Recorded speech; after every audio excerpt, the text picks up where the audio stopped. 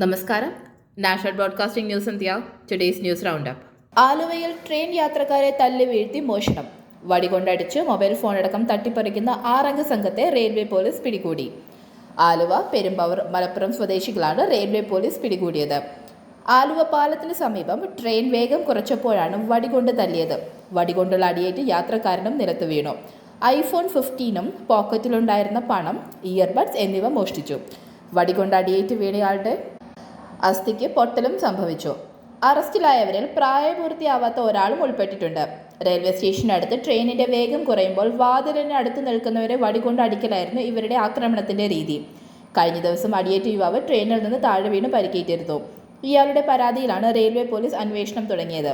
വാതിലിനോട് ചേർന്ന് നിൽക്കുന്നവരെ വടികൊണ്ട് അടിച്ച ശേഷം ഇവരുടെ കയ്യിലുള്ള ഫോൺ അടക്കം തട്ടിയെടുക്കുന്നതാണ് സംഘത്തിന്റെ രീതി.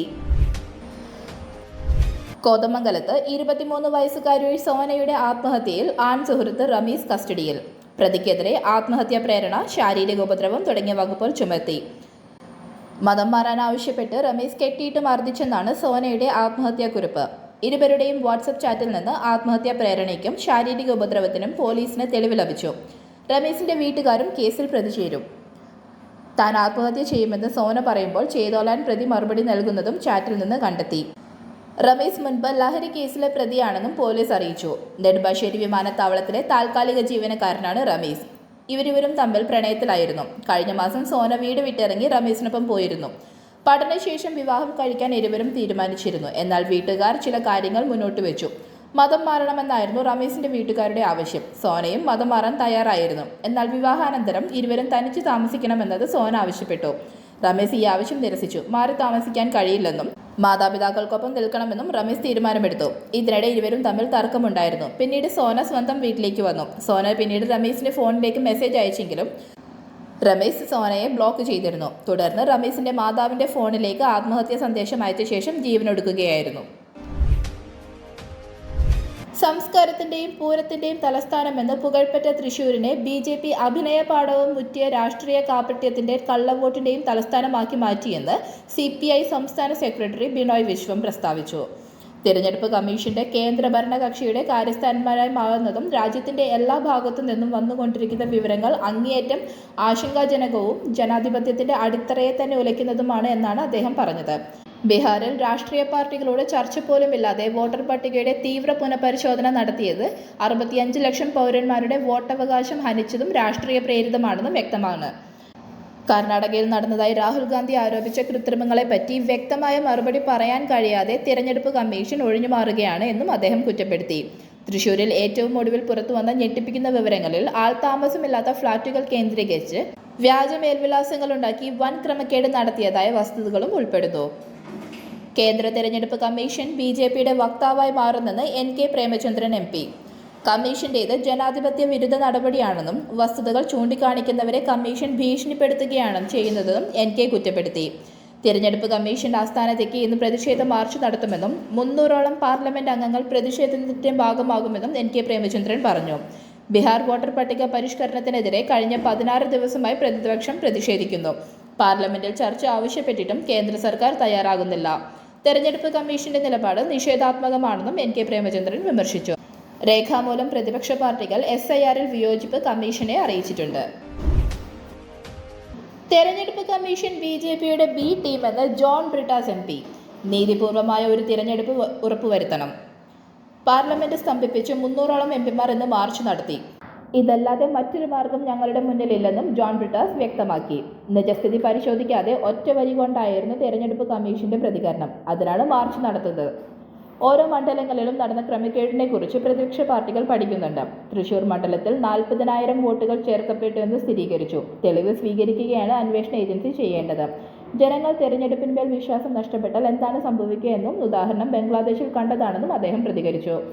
ഇന്ന് തെരഞ്ഞെടുപ്പ് കമ്മീഷനിലേക്കാണ് മാർച്ച് നടത്തുന്നത്. ഒരു വഴി അടഞ്ഞാൽ മറ്റൊരു വഴിയിലൂടെ പോകും. തെളിവുകൾ പോലും പരിശോധിക്കാതെയാണ് മിസ്ലീഡിംഗ് എന്ന തെരഞ്ഞെടുപ്പ് കമ്മീഷന്റെ പ്രതികരണം.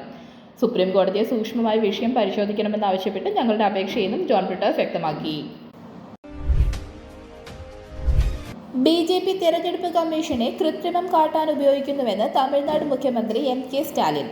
ബംഗളൂരു മണ്ഡലത്തിലുണ്ടായത് ഉദ്യോഗസ്ഥ വീഴ്ചയല്ല, വ്യക്തമായ ഗൂഢാലോചനയാണ് നടന്നത്. തെരഞ്ഞെടുപ്പ് കമ്മീഷന്റെ വീഴ്ചയ്ക്കെതിരെ DMK തോളോട് തോൾ ചേർന്ന് പോരാടുമെന്നും അദ്ദേഹം പറഞ്ഞു. BJP തെരഞ്ഞെടുപ്പ് കമ്മീഷൻ അവരുടെ വോട്ടെടുപ്പ് കൃത്രിമ സംവിധാനമാക്കി മാറ്റി.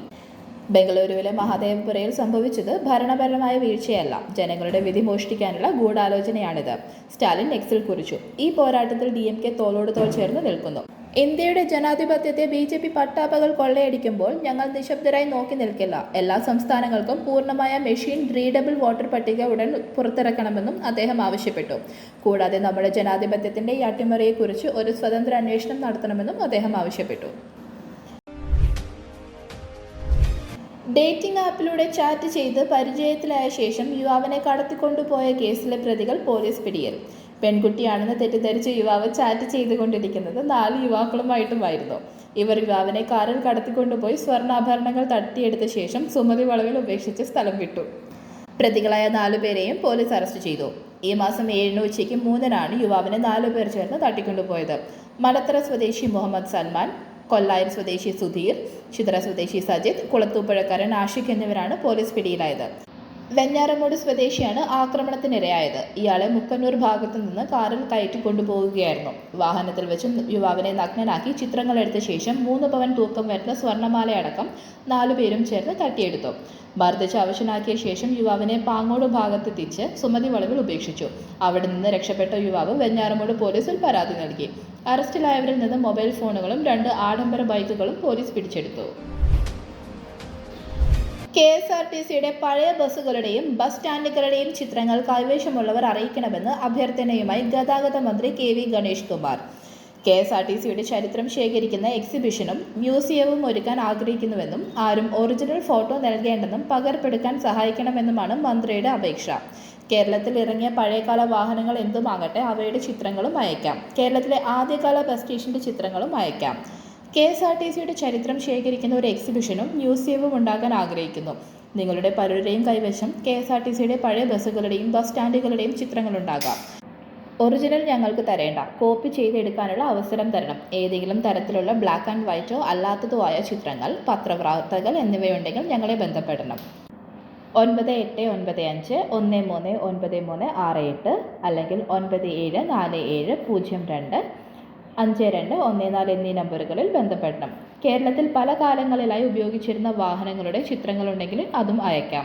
KSRTCയുടെ വാഹന മ്യൂസിയം തയ്യാറാക്കാനാണ് തീരുമാനം. നിങ്ങളുടെ കയ്യിലുള്ള അറിവ് പകർന്നു നൽകൂ, അത് നാടിനെന്നും ഓർമ്മയായി സൂക്ഷിക്കാമെന്നും മന്ത്രി അറിയിച്ചു.